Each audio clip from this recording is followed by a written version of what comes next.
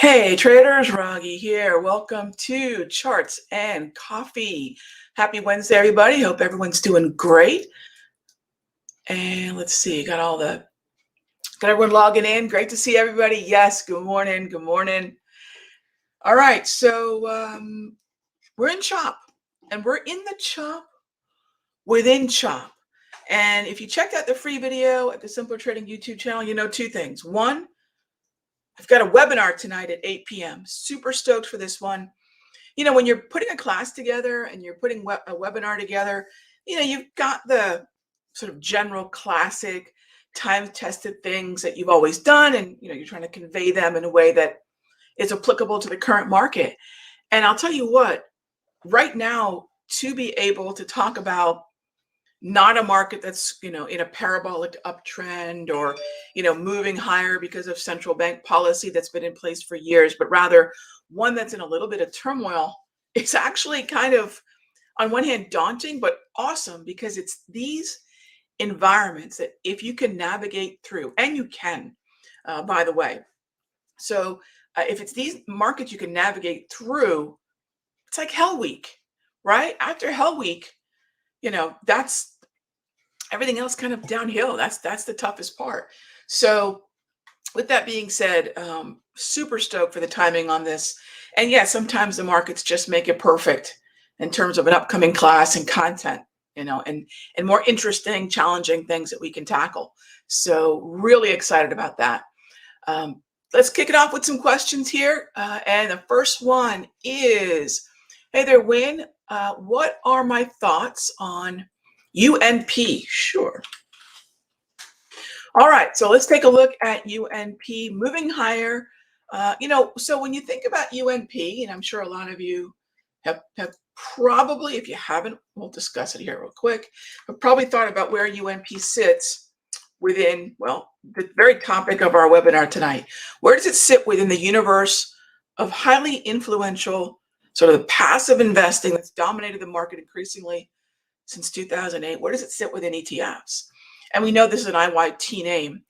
IYT transports are difficult just because they're probably in a messier mess than their XLI cousins, and then the larger picture, which is the Dow. It's probably a little bit messier than I'd like. But, you know, when I look inside the IYT, you know, what I would caution here, Win, is basically this candle is a 1, 2, 3 break. So if you're looking at this from the standpoint, Win, of the 1, 2, 3, I'm with you. But unfortunately, one of my criteria for a 1, 2, 3 is that we actually, in the process of developing this pattern, and it also triggering that we transition to a yellow lower JT multi. And since we haven't done that, this is not exactly what I would want to see for a 1, 2, 3, but this is a 1, 2, 3 pattern without the corresponding trend. All right, so be careful, but the 1, 2, 3 has triggered. Now, keep this in mind as well. UNP is the #1 weighted name within the IYT. And if IYT is not breaking higher in a 1, 2, 3 as well, and IYT is the 1, 2, 3 that I would keep an eye on. Okay. And if you're not looking at this market sort of in this layered way, this is the kind of stuff that could broadside you. Yes, UNP could drag IYT up. You know, I keep an eye on IYT because that's going to allow you to take advantage of UPS, UNP, CSX, Love, Uber, DAL, you know, the names that are heavily weighted within the transportation ETF. So thank you for the question. You know, and almost all stocks are multi-layered like this anymore because of the influence ETFs have in terms of a stock's weighting and the pre-curated list of names that sort of have to move with that ETF. It's not that different than something we already accept, which is the way indices influence individual equity names. But now we're looking at another layer deeper with the ETFs, and that's not going to stop anytime soon. All right, so next up is why does higher interest rates negatively affect high growth tech stocks? Glenn, here's what I would say in terms of that. I don't want to pigeonhole tech into, see, this is a danger in correlations and the why. I mean, I can get into that some other time if you don't mind, Glenn, but let's talk about how it's practical for us as traders. First of all, I don't want anyone thinking that somehow TNX and QQQ are lockstep, negative or inversely correlated. And then I want to then further say, if you're looking at TNX, you probably would be better off looking at TNX versus XLY. Not as negatively correlated, right? And yet XLY is a number 3 weighted sector within tech. Okay, then what about XLC? Okay, TNX and XLC, are they sort of inversely correlated? Which means as TNX is going up, is XLC sort of in lockstep going down? Kind of. So we can make a pretty good argument there. And then we could say the same thing about XLK. So what I'm thinking about tactically is less about the why, which I'm happy to do some other time. But I want to know, if I don't want to be as heavily influenced in terms of TNX, and it does have an influence on tech, how can I circumvent that? Or how can I use it? So if you want to use that negative correlation, avoid the XLY, right? And if you want to use that, if you want something inversely or negatively correlated to the 10-year bond yield, then look at QQQ. I would even say look at XLK, XLC. So thanks for the question. Bailey Michael says hell month. I think Halloween month for sure. And I never underestimate how much of market movement, especially when we take a look at sort of recurring patterns on the calendar, aka seasonals, as sort of, we just expect October to be spooky. And because our expectations are more focused on the bearish side, it sort of becomes a self-fulfilling prophecy. We don't need much to get spooked in the month of October. So I don't mind a down market. As I like to remind everybody, you can make money in down markets. In fact, a lot of the legends in trading, Stan Druckenmiller probably being, for me, the best ever across multiple decades, not just in the 80s or maybe in the 90s, but I mean across 4 decades. The thing to remember is that a lot of traders make more money in downtrends than in uptrends because gravity applies. The problem isn't that we're full on bearish. In fact, I wish we were, because my best year last year was March. That was my best part of my best month last year. Downtrends are awesome, but we're not in a downtrend yet. We're not in an uptrend anymore either. And we haven't settled to the distribution range. And if what I'm saying kind of sounds like, Rog, I kind of get what you're saying, but I don't exactly follow, check out the RTY, check out the free video from last night, and then come join me tonight at the webinar, because what we're dealing with right now is a brief period of time where we're not in one of the 4 market trends. Whether you're a devotee of Dow, as I am, whether you're a fan of Wyckoff's work, they talk about these market behaviors, market trends, phases, cycles, call them whatever you want to call them. We're in between them, and that is where, and it usually doesn't happen for very long. At some point, the dust will settle and we'll end up in one of the 4 trends, but we're in the transition to it. And that's where the pain comes. It's not that it's chop. Chop can be very tradable.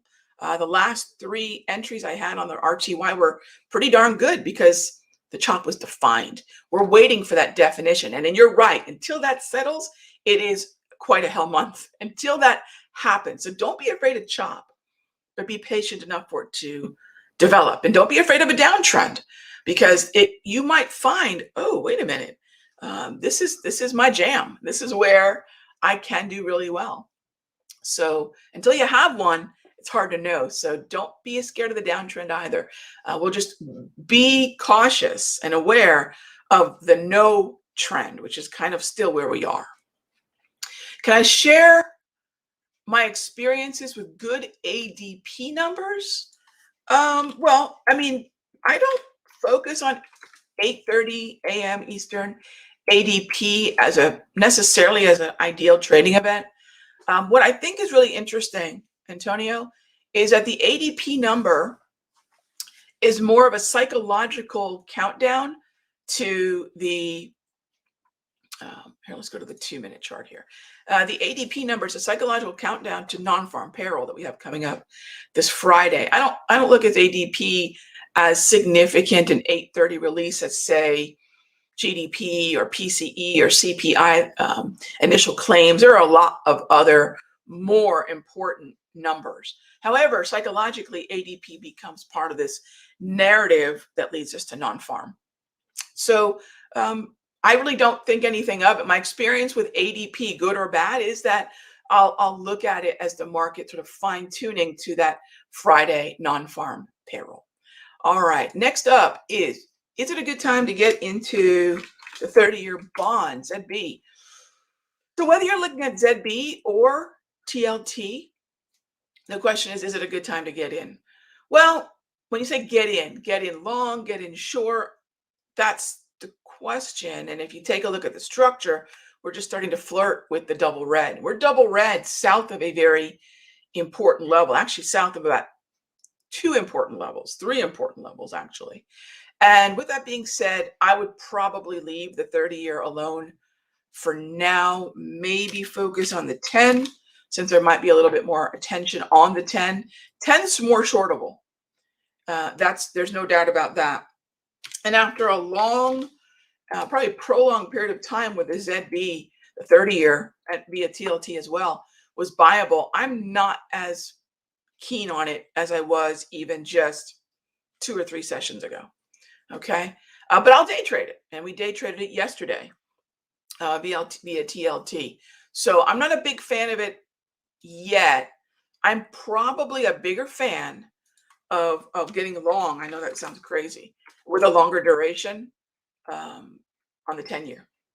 I know, little opposite of what you're hearing out there in the market, but the 10-year with a longer duration is a little bit more bullish to me. All right, so next up is next question. All right, AA, sure. Okay, so if I look at Alcoa as this populates,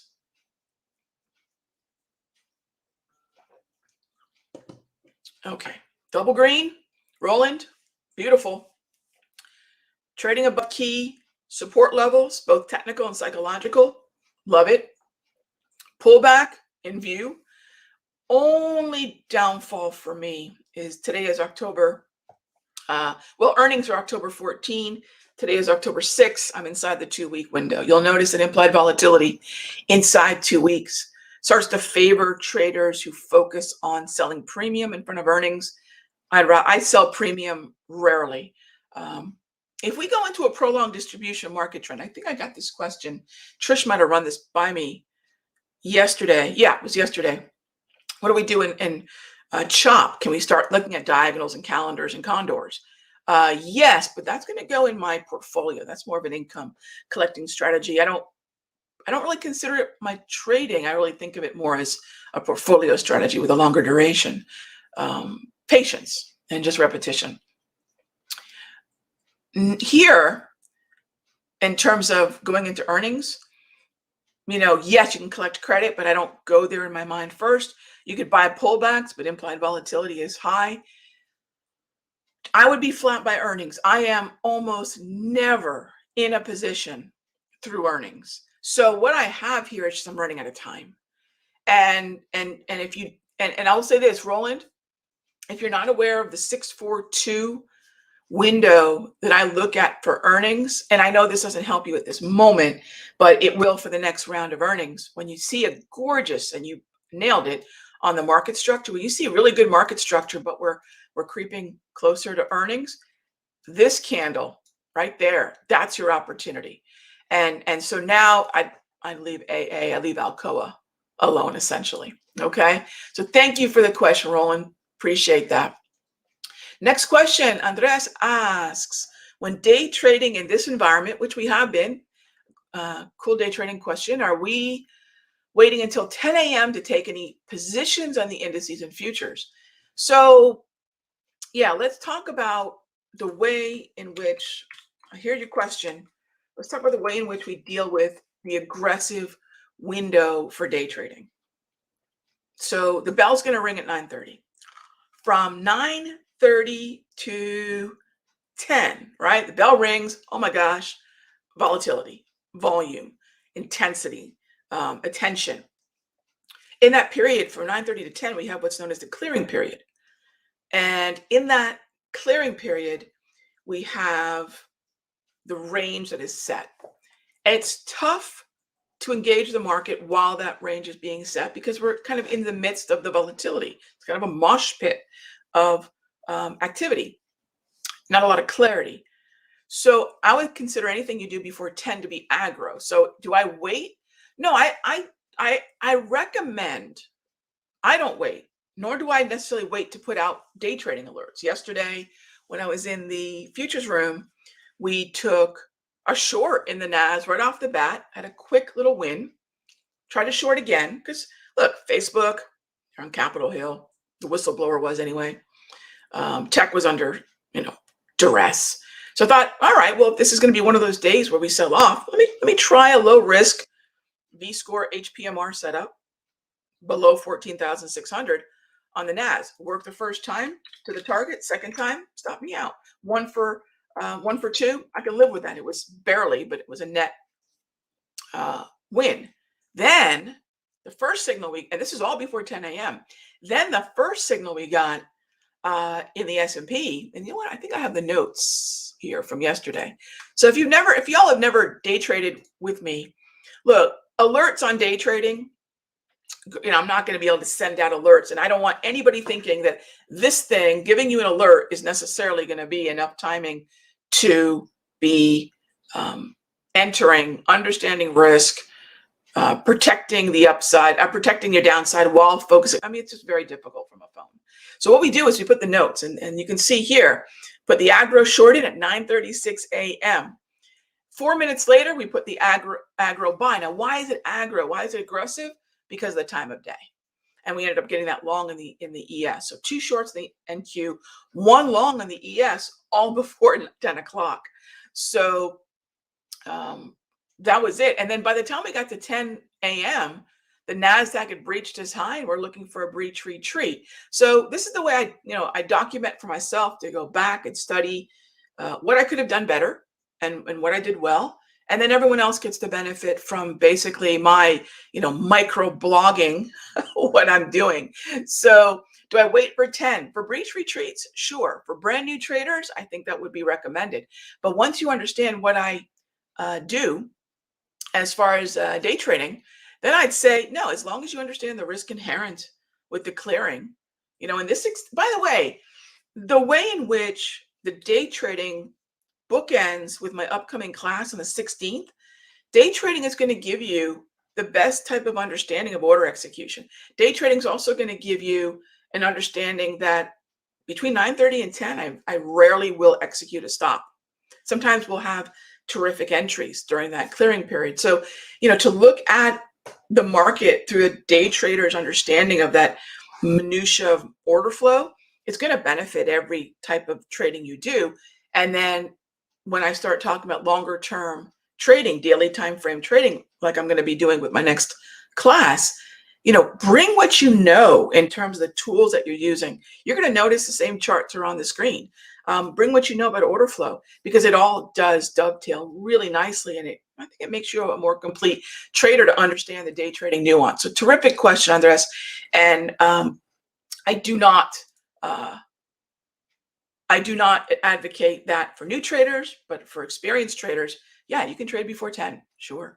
As far as cash accounts so Tony, that's what I do. Great question. And that's actually going to feed into not just for day traders who want to day trade options, but my trading happens in a cash account for 95% of my trades. The other 5%, where I'm collecting credit, where it's an income-based type approach. So yes, what's the, how much do I put in a cash account?